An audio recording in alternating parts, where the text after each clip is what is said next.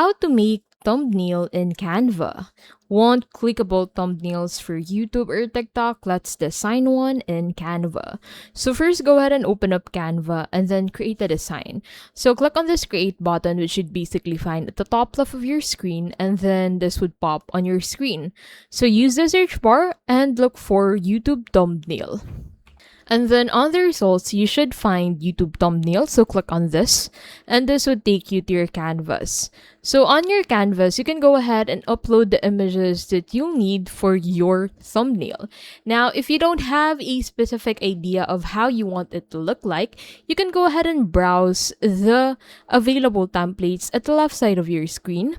So, for example, you want the thumbnail to be more similar to this. So simply click on this, and this design will then be applied on your canvas. So make sure that the design that you have selected is available for free users. Now, if you already have a premium account, that would be better for you to click any design you prefer from the template section.